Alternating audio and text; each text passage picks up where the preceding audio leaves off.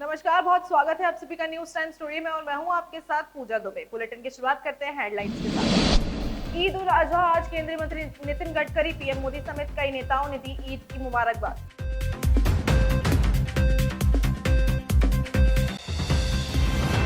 Jharkhand CM ने किया बड़ा ऐलान, किसानों का 2 लाख रुपए तक का होगा लोन माफ। दिल्ली में जल संकट को लेकर बीजेपी ने किया आप सरकार के खिलाफ प्रदर्शन, बीजेपी ने किया मटका फोड़ प्रदर्शन। एक बार फिर पश्चिम बंगाल में हुआ बड़ा ट्रेन हादसा, कंचनजंगा एक्सप्रेस से टकराई मालगाड़ी, पीएम ने मुआवजे की घोषणा की।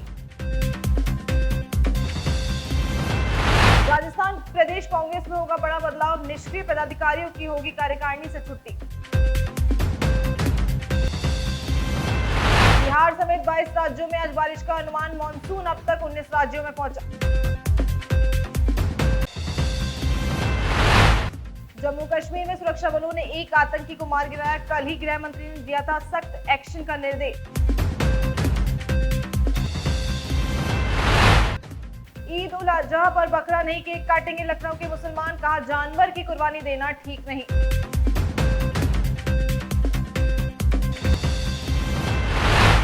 एक्स ने अप्रैल मई में 2,30,000 भारतीय अकाउंट बैन किए, इसमें न्यूडिटी, आतंकवाद को बढ़ावा देने वाले अकाउंट शामिल। तो ये थी आज की सुर्खियां, अब आपको बताते हैं खबरों को विस्तार से। आज की पहली बड़ी खबर है पश्चिम बंगाल से, जहां एक बार फिर बड़ा हादसा हो गया है। मालगाड़ी कंचनजंगा एक्सप्रेस से टकरा गई, जिसमें कई यात्री घायल हो गए। ईस्टर्न रेलवे के सीपीआरओ कौशिक मित्रा ने इसकी पुष्टि करते हुए बताया कि इस हादसे में 15 की मौत, 60 घायल हो चुके हैं। टक्कर इतनी जोरदार थी कि मालगाड़ी के इंजन पर एक्सप्रेस ट्रेन का एक डिब्बा हवा में लटक गया, अन्य 2 डिब्बे बेपटरी हो गए। रेलवे के मुताबिक आशंका है कि भारी बारिश की वजह से मालगाड़ी का पायलट सिग्नल नहीं देख पाया, जिसके कारण दुर्घटना हुई। फिलहाल एनडीआरएफ, एसडीआरएफ समेत रेलवे और बंगाल के अधिकारी रेस्क्यू ऑपरेशन में लगे हुए हैं। तो वहीं रेल मंत्री अश्विनी वैष्णव ने घटना में जान गंवाने वाले लोगों को 10 लाख रुपए, गंभीर घायलों को 2,50,000 रुपए और मामूली घायलों को 50,000 रुपए की सहायता राशि देने की घोषणा की है। इसके अलावा हादसे में मारे गए लोगों को प्रधानमंत्री राहत कोष से 2-2 लाख रुपए और घायलों को 50,000 रुपए का मदद का ऐलान किया गया है। दूसरी बड़ी खबर जम्मू कश्मीर में यात्रियों से भरी बस पर हुए आतंकी हमले से जुड़ी हुई है। गृह मंत्रालय ने आतंकी हमले की जांच अब राष्ट्रीय जांच एजेंसी के हाथों में सौंप दी है। इस मामले में 3 महिला समेत 9 लोगों की मौत हो गई थी और करीब 41 लोग घायल हो गए थे। जिस बस पर हमला किया गया उसमें अधिकांश यात्री उत्तर प्रदेश, राजस्थान और दिल्ली के थे। इस हमले के बाद लगातार 3 जगह आतंकियों ने हमले दोबारा किए। कठुआ और डोडा में आतंकियों ने गोलीबारी तक की। जम्मू कश्मीर पुलिस ने इस मामले में कई लोगों से पूछताछ की। वहीं गृह मंत्री अमित शाह ने अर्धसैनिक बलों और एजेंसियों से आतंकियों के खिलाफ अभियान तेज करने का आदेश दिया है। गृह मंत्री ने कहा है कि आधुनिक तकनीक का इस्तेमाल करके आतंकियों को तलाश की जाए। सुरंगों में छिपे आतंकियों का पता लगाने के लिए ड्रोन का इस्तेमाल किया जाए। शाह ने आगे कहा कि सरकार आतंकवाद को जड़ से खत्म करने के लिए प्रतिबद्ध है। अगली खबर दिल्ली में जल संकट को लेकर है। राजधानी दिल्ली में गहराते पेयजल संकट को लेकर भारतीय जनता पार्टी ने मोर्चा खोल रखा है। इसी कड़ी में मोती नगर फन सिनेमा के पास पानी की किल्लत को लेकर भाजपा के नेताओं और कार्यकर्ताओं ने मटका फोड़ प्रदर्शन किया। दिल्ली में सत्तारूढ़ आम आदमी पार्टी जहां जल संकट के लिए भाजपा शासित राज्य हरियाणा को जिम्मेदार ठहरा रही है, तो वहीं भाजपा और कांग्रेस इसके लिए आपके भ्रष्टाचार को वजह बता रहे हैं। दिल्ली में जारी जल संकट को लेकर भाजपा ने आज राजधानी के 52 विधानसभा क्षेत्रों में एक बार फिर जोरदार विरोध प्रदर्शन किया।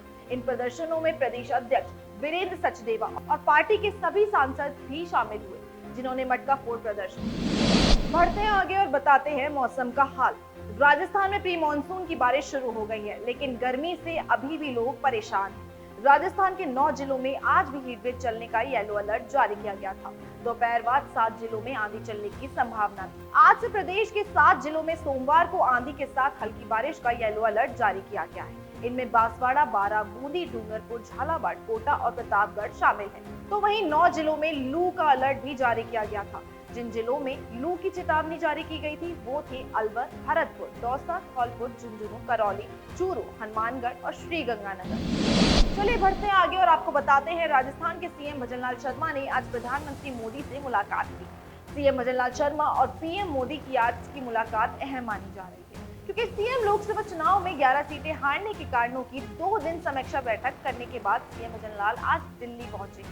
माना ये भी जा रहा है कि सीएम भजनलाल शर्मा ने बैठक में पीएम मोदी को लोकसभा चुनाव की परफॉर्मेंस को लेकर फीडबैक दिया है। साथ ही प्रदेश के आगामी बजट और योजनाओं को लेकर भी पीएम मोदी से चर्चा हुई है।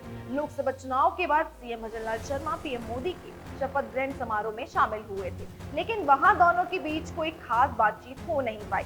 वहीं प्रदेश के लिए सरकार किन किन आगामी योजनाओं पर काम कर रही है, इसकी जानकारी भी सीएम भजनलाल शर्मा ने प्रधानमंत्री मोदी को दी। बीजेपी ने आने वाले विधानसभा चुनाव की तैयारियां शुरू कर दी। इस क्रम में पार्टी ने महाराष्ट्र, झारखंड, हरियाणा और जम्मू कश्मीर में प्रभारी और सह प्रभारियों की नियुक्ति की घोषणा कर दी। सीटों का बंटवारा करना और उम्मीदवारों का चयन करना बड़ी चुनौती होती है। ऐसे में प्रभारी और सह प्रभारी की भूमिका अहम हो जाती है। पार्टी ने प्रभारी और सह प्रभारी की घोषणा की है। बीजेपी ने केंद्रीय मंत्री भूपेंद्र यादव को प्रभारी और अश्विनी वैष्णव को सह प्रभारी नियुक्त किया है। तो वहीं हरियाणा चुनाव के लिए धर्मेंद्र प्रधान और विप्लव कुमार देव को प्रभारी बनाया है। शिक्षा मंत्री धर्मेंद्र प्रधान को हरियाणा का जिम्मा सौंपा गया है। वहीं सांसद और त्रिपुरा के पूर्व मुख्यमंत्री विप्लव कुमार देव राज्य के सह प्रभारी बनाए गए हैं। पार्टी ने झारखंड के प्रभारी का दायित्व केंद्रीय कृषि मंत्री और मध्य प्रदेश के पूर्व सीएम शिवराज सिंह को सौंपा है। झारखंड के सह प्रभारी की जिम्मेदारी असम के सीएम हिमंता बिस्वा के पास है। इसी के साथ इस बुलेटिन बस इतना ही। आप देखते रहिए न्यूज टाइम्स टुडे। नमस्कार। ऐसे वीडियोस देखने के लिए सब्सक्राइब करें न्यूज टाइम्स टुडे को और जुड़े रहिए हमारे साथ।